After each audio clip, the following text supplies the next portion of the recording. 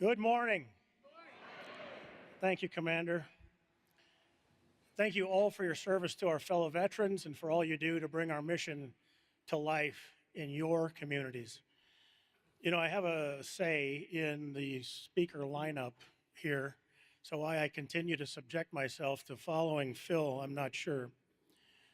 But to make things a little easier and to kick things off, I'll play a short video looking back on the accomplishments over our last year before I give the rest of my remarks.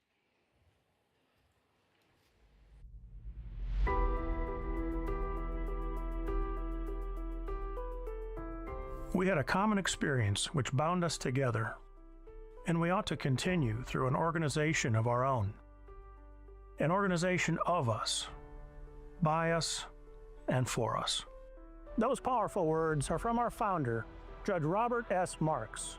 More than a century later, they continue to be the heartbeat that drives DAV. Every day when I pass by these words, I'm reminded of the courage and sacrifice of our nation's veterans. I think about their victories, both big and small, and I celebrate the contributions from each and every one of you in those victories.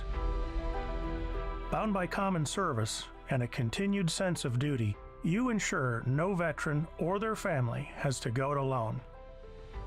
And as our National Commander, Daniel Contreras, said when he was elected last August, together, we are DAV.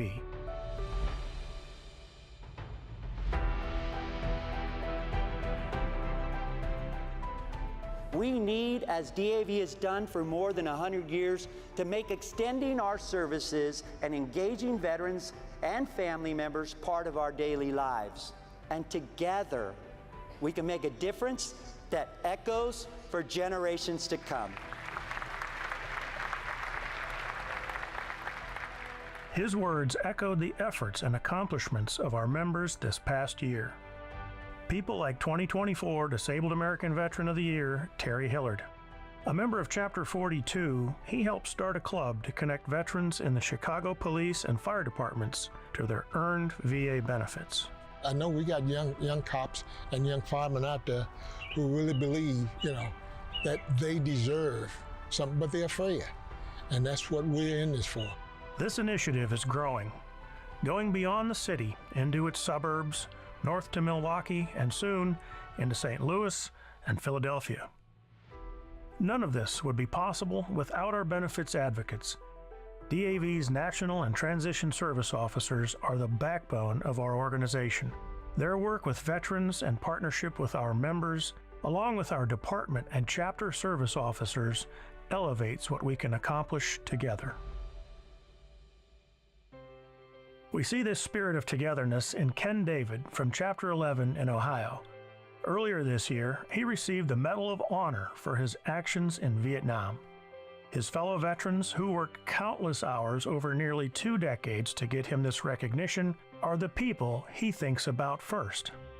I want them to enjoy the moment with me, because it's not about me, it's about all the people around me.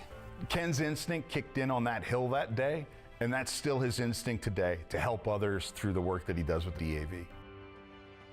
That helping hand of DAV members has a broad reach. Devastating wildfires in Southern California. We begin tonight with the spiraling emergency after Hurricane Helene. Devastating and deadly flooding that hit the Kerrville area. Responding when disaster strikes. From the fires in California, to flooding in the South, to personal tragedies, you were there in a veteran's moment of need. A lot of homes were damaged. Some people were displaced from their homes. So we're just trying to help out financially as much as we can. Also provide some hygiene kits and blankets for them as well. You definitely want to try and help out these families as soon as possible. My family said. This past year, our volunteers drove our DAV transportation network vehicles millions of miles, helping veterans get to their critical VA medical appointment. You're just back in with veterans and prior service members, and you just feel like a family again. We saw hundreds of you support our second annual DAV Community Impact Day. I was wounded in Vietnam, and I guess I always think the good Lord let Sergeant Murphy live, and I guess I thought he would allow me to come back to the world and give back. You showed that thank you for your service is more than words, it's action. This is just one little way of giving back to them, letting them know they're not forgotten and that they're appreciated. And thousands of participants raised critical funds for our programs and services at our annual DAV 5K live and virtual events. It makes me feel supported. It makes me feel more American. You know, honestly, it's much appreciated. We continued to partner with the VA to co-present the National Disabled Veterans Winter Sports Clinic in April and the National Disabled Veterans Golf Clinic in September.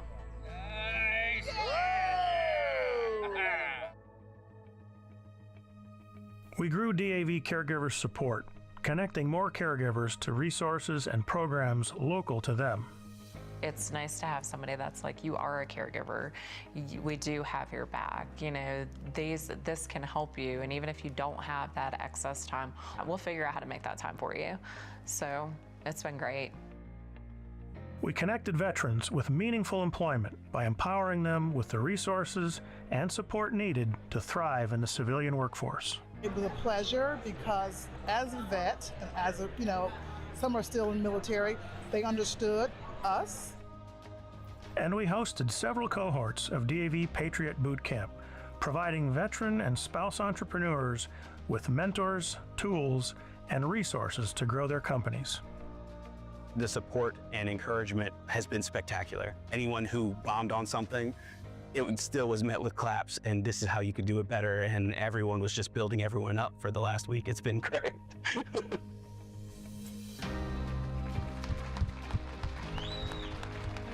We were able to support organizations like the Boulder Crest Foundation. Your generosity allowed us to invest in their programming and continued work in post-traumatic healing. Members of the military, veteran, and first responder communities will come here, men and women separately, who are struggling, and they will get the opportunity to go through a transformative experience, to learn not just about what post-traumatic growth is here, but here, and to transform their struggle into strength and growth and the great lives that they were born to live. This past year, we recognized many anniversaries. 50 years since the end of the Vietnam War era. 20 years since the Battle of Fallujah in Iraq. 10 years since we dedicated the American Veterans Disabled for Life Memorial. Pray the gods help this broken man recover, but stand ready to leave. These commemorations bringing stories of service and sacrifice to new generations, reminding us of who we fight for and serve every single day. You are the linchpin in that important work. We find ourselves in a once-in-a-generation battle, but you haven't backed down. Last year, you made DAV's voice ring loud through the halls of our government, both locally and nationally.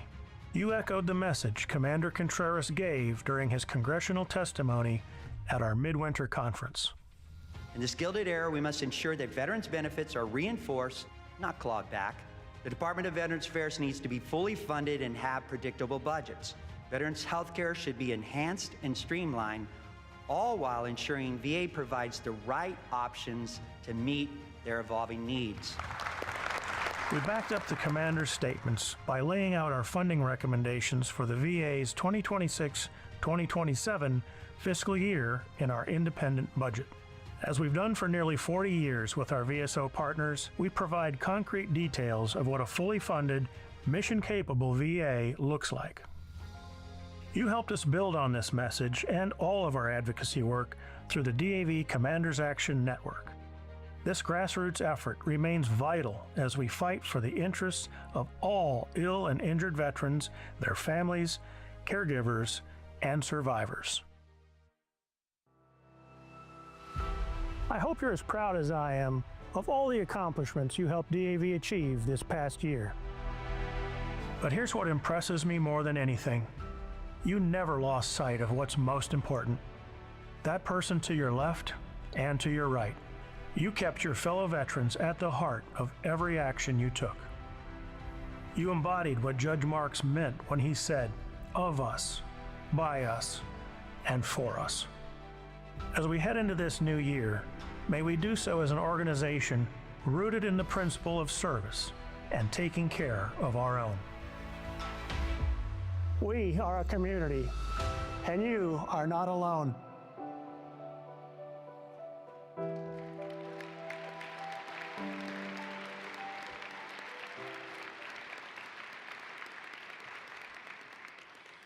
I hope that look back brings all of you great satisfaction for your role in our cause that transforms the lives of so many veterans, their families, their caregivers, and their survivors. Today, I want to get back to some basics and discuss the promise our nation has made to those who have defended her. This year, as we mark the 250th anniversary of the birth of our beloved Marine Corps, for perspective, we can look to one of the most decorated veterans in history, who happened to be my drill instructor's favorite Marine of all time. Major General Smedley Butler served for 33 years. He lied to enlist at 16 years old to fight in the Spanish-American War. Then came the Boxer Rebellion in China, counterinsurgency operations in the Philippines, and a handful of banana wars before he finally made it overseas for World War I. Service took an enormous toll on his body and his mind. He suffered a moral injury so great that he asked to turn down the first of the 2 medals of honor that he was awarded. But he was ordered to accept it. I'm probably not the only service officer in this room who works an internal benefits calculator when I hear an individual's military history or see a portrayal on TV or in films. It can ruin your train of thought. Or as my wife sometimes says, it can ruin the movie. I can be a real pain in muscle group 17. For those of you who are unaware, that's the lower backside muscle. Where are our service officers out there? Raise your hand, please. I know you guys do that. You can't help it because it's in your blood. Even though we're never supposed to say this to a client, advocating for Smedley Butler would have been a slam dunk case. I can imagine myself going through his records with him. Are you the same Smedley from the running cadence? I knew it. It says here your nickname was Old Gimlet Eye. Can I call you? Never mind. No problem, sir. I'll just stick with General. Let's see. Bullet to the leg. By the way, I'm looking at an old school claims file here, not a computer. Bullet to the leg, dysentery, bullet to the thigh, another gunshot wound, this one to the chest, malaria, 9 months down with a severe bout of influenza. Sir, are you getting any help for any of this?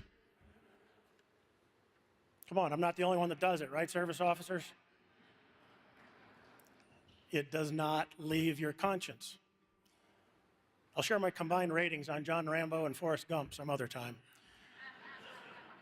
Smedley Butler was one of the most famous veterans of his day.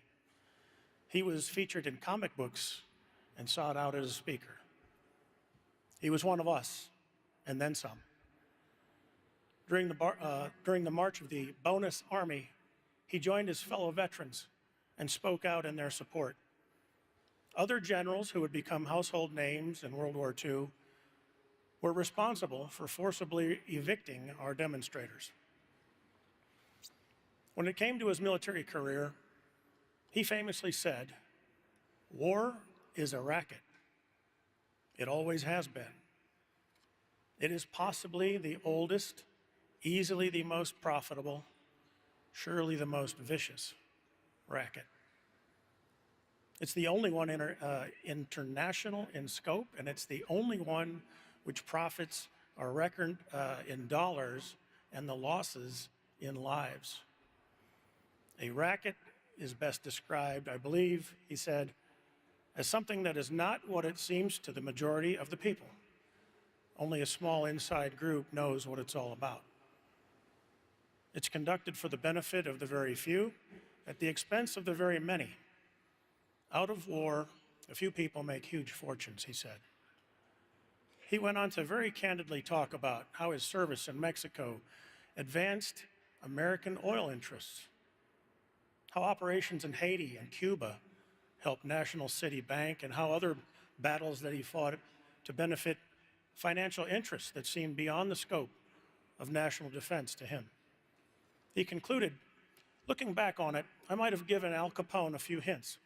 The best he could do in his racket was to operate in 3 districts. I operated on 3 continents. It's very sobering to hear a veteran describe his service with such bitter candor. But Smedley Butler earned the right to his cynicism. We may not agree that war is a racket, or not always a racket, but the cost of war has always been borne by a relative few, by all of you. In the last half century, our defense has been provided by an all-volunteer military. Civilians are asked to sacrifice less and less, and as we look ahead to the 25th anniversary of 9/11, for most Americans, not all, the greatest change in daily life has been TSA screenings. In fact, after the Trade Center was hit, Americans were encouraged to go to Disney World and to enjoy themselves, to show the terrorists they could not disrupt American life. For most people in this room, the wake of wartime service is something that is relived on varying levels every single day. To the majority who elect the few, who determine when and where we are called to fight, that decision and its consequences are more remote than at any time in world history. That is not a knock on everyday Americans who have shown tremendous support and dedication even when they don't have direct ties to the military. But the fact is that we as a nation have asked a great deal out of our veterans. We've sent them into combat, and we've demanded they be capable of inflicting incredible lethality in unimaginable situations. We're able to find people willing to answer the call, not because they are promised profit, but because we have a very basic deal. It's based on the most sacred obligation our government has to those who serve in a time of war. We are called to appeal to the nation's conscience and make our brothers and sisters who are changed in service whole. DAV exists to make sure this promise is kept. It's the reason why our preeminent service is benefits advocacy service officers. All of our service officers are on the front lines every day fighting for our fellow veterans.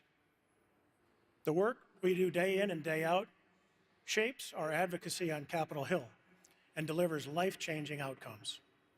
It's also the reason for our structure. Of course, our chapters and our state departments are in communities nationwide to provide services and to fill gaps so our brothers and our sisters do not fall through the cracks. But they also provide DAV with a direct line into veterans' experiences and into the challenges that they face. As do our volunteers, who cast an even wider net to deliver veterans the care they've earned and augment services in and outside of VA facilities. We help more than 1 million veterans every year in substantive and lasting ways.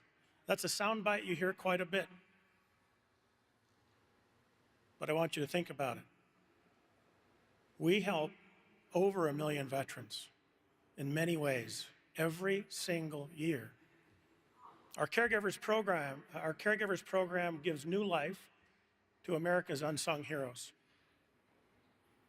It restores dignity and strengthens families while informing public policy and preventing burnout. It also saves taxpayer dollars by helping veterans stay in their homes longer.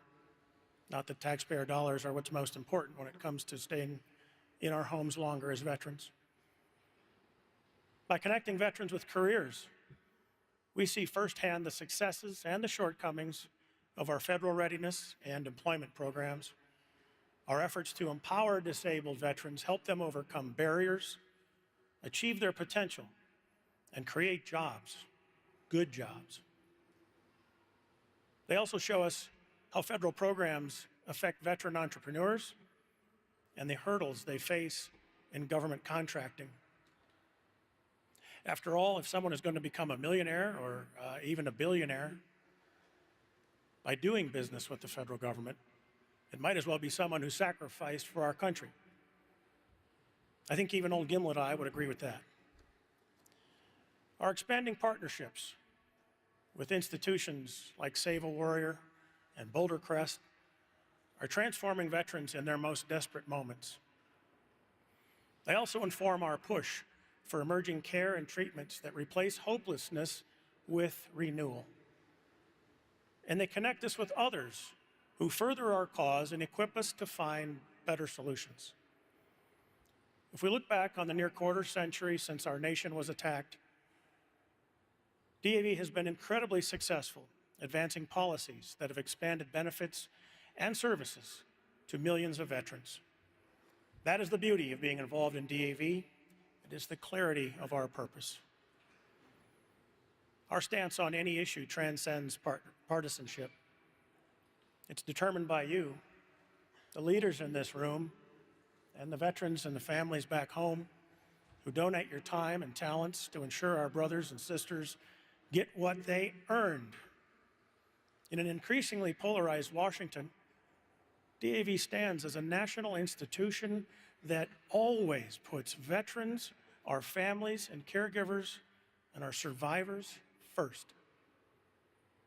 Ours is a powerful voice in the nation's capital that comes from communities across America. We stand resolved to remind our fellow citizens of the promise we've made to those willing to give their lives for our country. We're constantly looking for new ideas to strengthen care and policy, and we need to be efficient and responsive to evolving needs. But too often of late, we hear opinions driven by interests that did not put veterans first. And with a century of experience, we know the challenges of advancing or even holding ground on care, benefits, and services once the parades are over.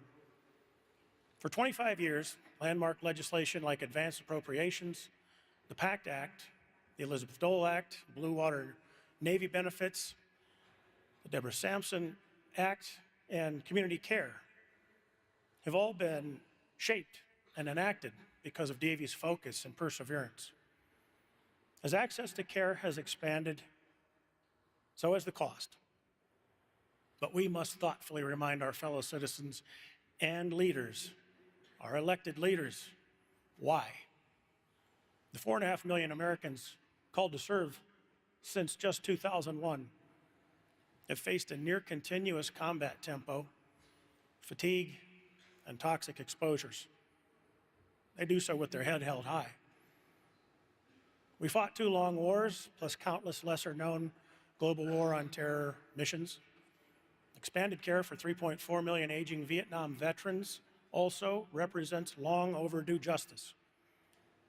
Many underserved women veterans are just now getting access to the benefits they earned after years of feeling invisible. Not that we're there yet.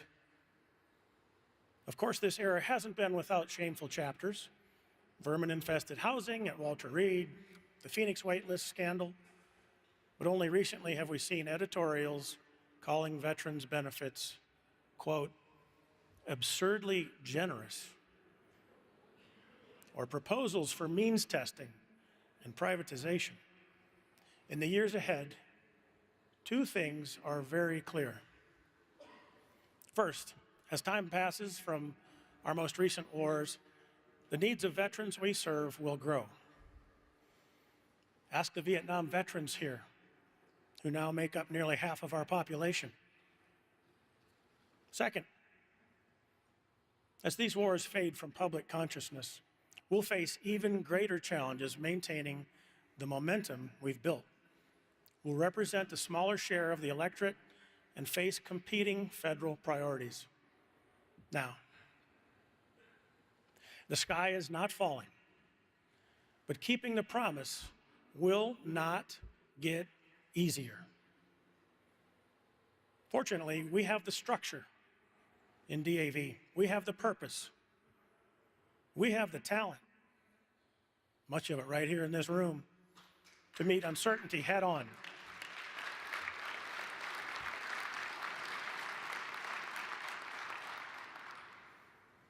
As veterans hear about reductions in force and recognize patterns of history repeating themselves, many are hearing the call to continue their service through DAV. As we grow our membership, we'll be joined by more who recognize that DAV's mission is focused on achieving justice for our most deserving Americans. They'll build upon our shared legacy and uphold the most timeless value of military service, never, ever leaving our own behind.